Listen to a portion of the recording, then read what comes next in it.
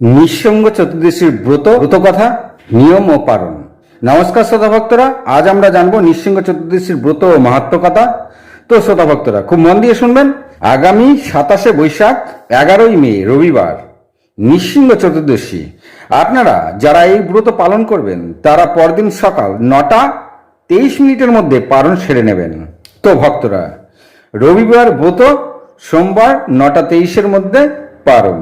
এই দিনে ভগবান নৃসিংহদেব আবির্ভূত হয়েছিলেন। ভক্তরা, এই ব্রত কেন পালন করতে হবে বা যারা পালন করবেন তারা কিভাবে পালন করবেন তা বিস্তারিতভাবে আমরা জেনে নেব। বৃহৎ সংহিতায় উল্লেখ রয়েছে যে যারা বুঝে গেছেন যে এই মৃত্যুলোকে একদিন মরতেই হবে, তো এত বড়াই করে কি হবে, এই মায়াজগতের যন্ত্রণা যেন আর ভোগ করতে না হয়, তারা এই ব্রত পালন করুন। যারা ভাবেন 1 বছর করেছি আর দরকার নেই, তাদের বলি যত ব্রত আছে তার মধ্যে এটি অন্যতম। এটি প্রতি বছর পালন করা কর্তব্য। স্বয়ং ব্রহ্মা সৃষ্টির জন্য এই ব্রত পালন করেছিলেন। আবার দেবাদিদেব মহাদেব ত্রিপুরাসুরকে বধ করার পূর্বে এই ব্রত পালন করেছিলেন। তো ভক্তরা, কেমন ভাবে করবেন দেখুন। যেমন ভাবে একাদশীর ব্রত পালন করা হয়, এটাও ঠিক তেমন ভাবেই পালন করবেন। আগের দিন সংকল্প করে নিতে হবে, ঠিক একাদশীর মতন। একই রকম ভাবে একাদশীর দিন ভগবানকে অভিষেক করাতে হবে, গীতা পাঠ করা বা ব্রত কথা শ্রবণ করতে হবে। তো ভক্তরা, এবার আমরা ব্রত কথাটি জেনে নেব। একদা 2 ভাই হিরণ্যাক্ষ হিরণ্যকশিপু জন্ম নেবার পর তারা যখন দেখলেন যে অসুরদের পূজা হয় না, শুধুমাত্র দেবতারই পূজা হয়, তাই তারা ব্রহ্মার তপ করে তার কাছ থেকে বরপ্রাপ্ত হয়ে ভীষণ অত্যাচারী হয়ে উঠেছিল।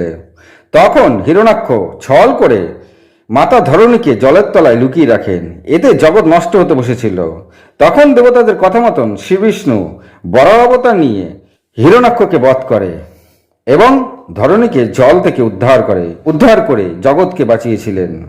এতে তার ভাই হিরণ্যকশিপু বদলা নিতে উঠে পড়ে লাগলেন।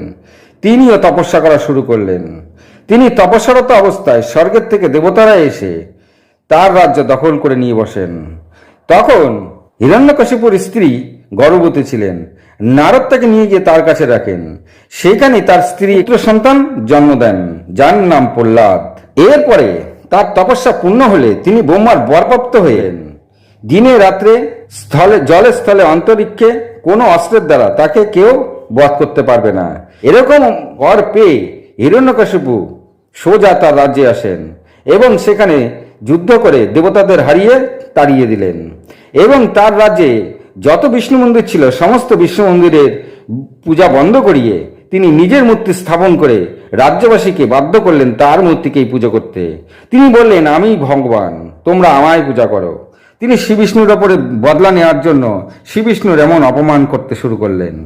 কিন্তু তার যে পুত্র হয়েছিল তার নাম ছিল প্রহ্লাদ। এই প্রহ্লাদ জন্ম নেওয়ার পর নারদের ঘরে বড় হওয়ার ফলে তিনিও বিষ্ণু ভক্তি হয়ে পড়েন। আর এদিকে ছিলেন হিরণ্যকশিপু বিষ্ণুর বিরোধী।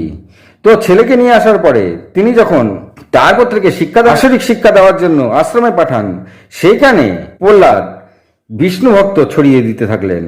এতে তখন আশ্রমের প্রধান হিরণ্যকশিপুকে নালিশ করলেন যে আপনার পুত্র বিষ্ণু ভক্ত, সে সমস্ত শিক্ষার্থীদের বিষ্ণু ভক্ত করে তুলছেন।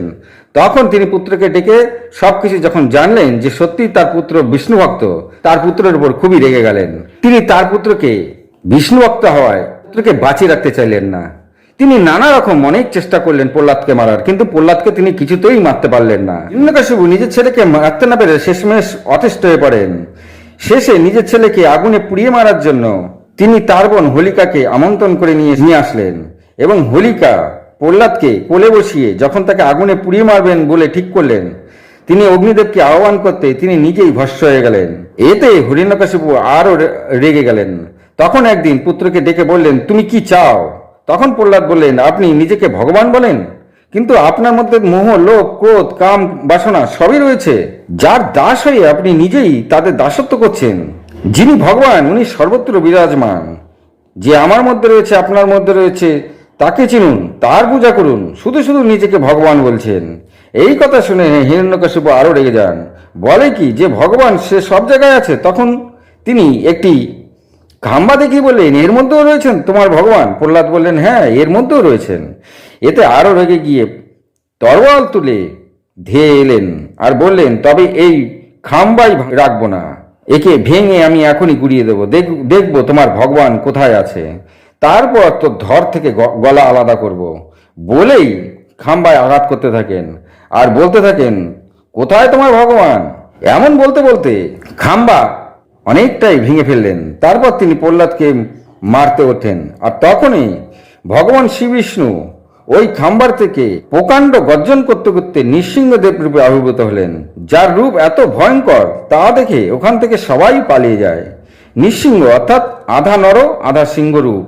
কিন্তু হিরণ্যকশিপু জানতেন তাকে ঘরে বাইরে দিনে রাতে কোনো অস্ত্রে জলে স্থলে অন্তরিক্ষে কোথাও মারতে পারবে না। তাই তিনি নির্ভয়ে যুদ্ধ শুরু করলেন। যখন তিনি হাড়ের মুখে, তখন নৃসিংহদেব তাকে চৌকাটে বসে নিজের হাঁটুর ওপর রেখে তার দুহাত নখ দিয়ে তার বুকের পাঁজর ছিঁড়ে ফেলতে লাগলেন আর বললেন, এটা ঘর না বাহির, এটা চৌকাট, জলে স্থলে অন্তরিক্ষে না, হাঁটুর ওপর, কোনো অস্ত্র না, হাতের নখ, দিনেও না রাতেও না, এখন গধূলি বেলা। এরপর তিনি তাকে বধ করলেন। কিন্তু তিনি এত বেশি রেগেছিলেন যে তাকে শান্ত করা যাচ্ছিল না। তখন স্বয়ং মহাদেব এসে শান্ত করার চেষ্টা করেন। শেষে ভক্ত প্রহ্লাদ তাকে তার ভক্তিতে শান্ত করলেন। তো শতভক্তরা, এই দিনেই ছিল নৃসিংহ চতুর্দশী, তাই এই দিনটিতে তার ব্রত এত গুরুত্বপূর্ণ। তো শতভক্তরা, নৃসিংহদেবের ব্রত কথা আপনারা সবাই শুনলেন। আসলে এর কথা, পুরো কথাটা বলতে গেলে অনেক সময় লাগবে। আমি খুবই অল্প কথায় পুরো ব্রত কথাটা শুনিয়ে দিলাম। তাহলে আজ এই পর্যন্তই। যদি ভালো লাগে তবে একটি সাবস্ক্রাইব করে দেবেন। ভালো থাকুন, সুস্থ থাকুন, নমস্কার।